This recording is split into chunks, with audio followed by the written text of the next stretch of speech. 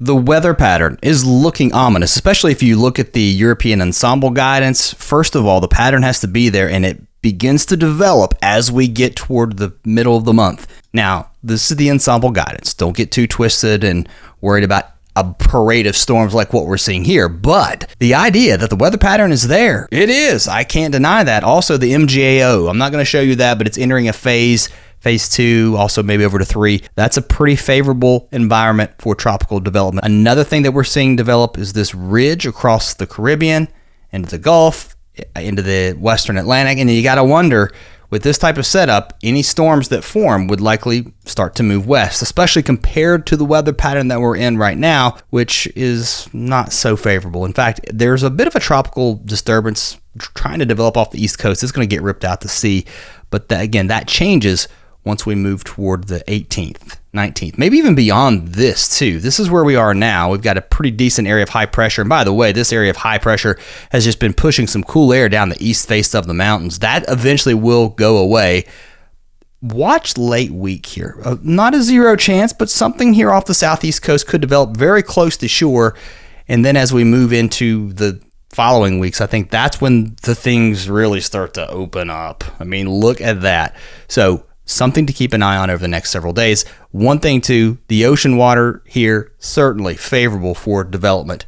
Very close to normal, maybe a few degrees above normal compared to where we were just a few weeks ago. One would argue we might have been just a little bit below average, but those water temperatures certainly heating up, as expected, into the Gulf.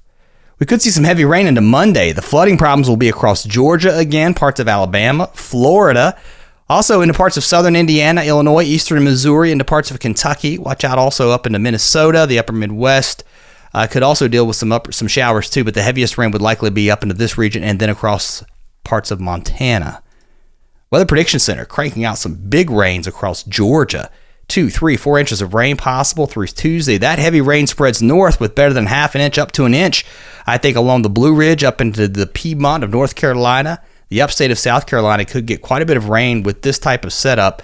And, we're talking about maybe a couple of inches by the time we get to the weekend.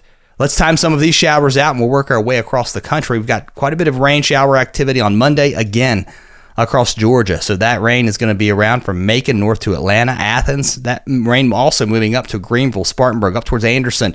Rain moving in by evening. It'll also start to pick up across northeast Tennessee. So from Chattanooga, Knoxville, all the way northeast up into the Tri-Cities, further west towards Nashville, just a few scattered showers also across central Kentucky. But there's a chance of some rain. That better chance clearly across the southern Appalachians lifting north.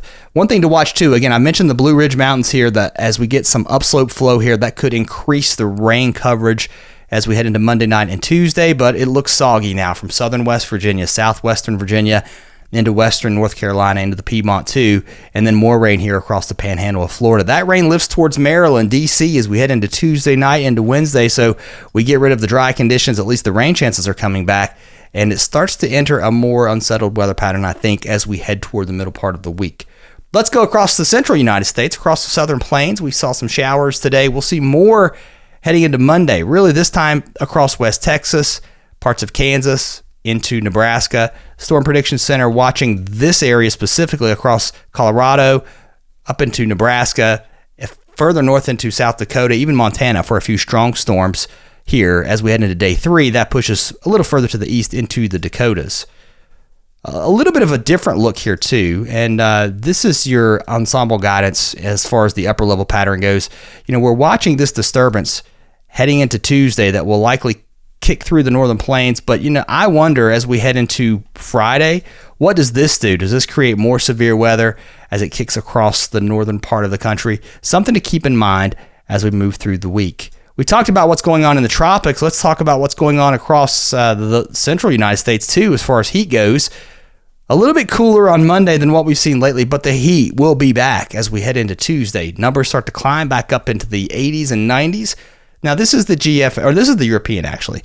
The GFS was much more aggressive with the heat, but you get 90s back into Oklahoma City. You get them as far north as Kansas, maybe even into Nebraska as we move into Wednesday, and it could get really hot here. Low 90s, close to 100 here from western Kansas across eastern Colorado, the panhandle of Oklahoma. It's going to be baking here across West Texas too.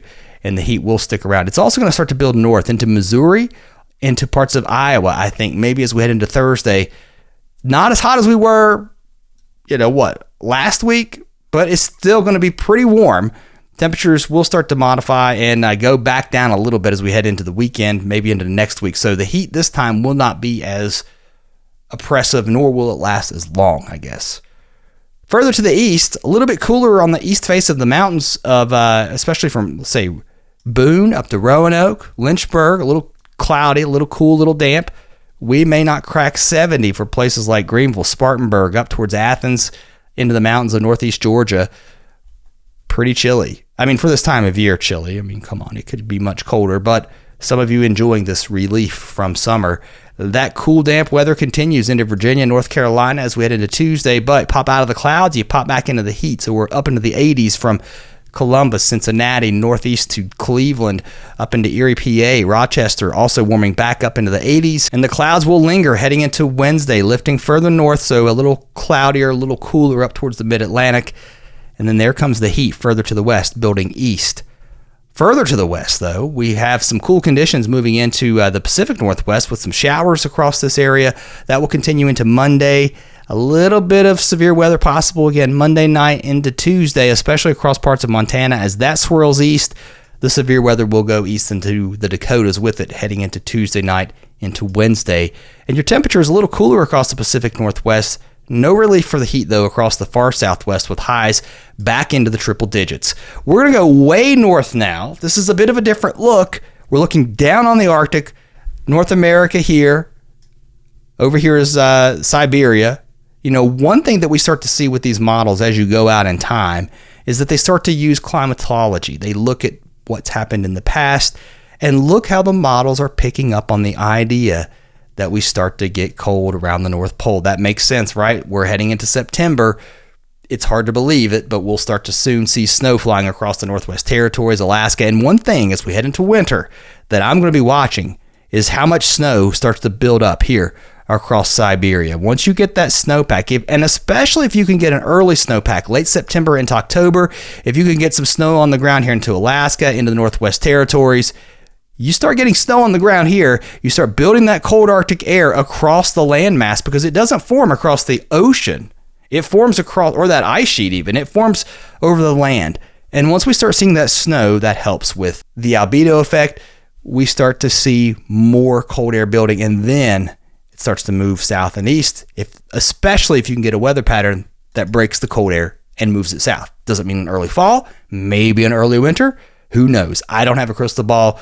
But if you enjoy geeking out to this kind of stuff, I hope you'll consider subscribing. About half of you aren't subscribers, so come on back.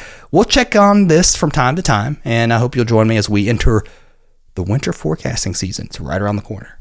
All right. Thanks for watching, guys. See you next time.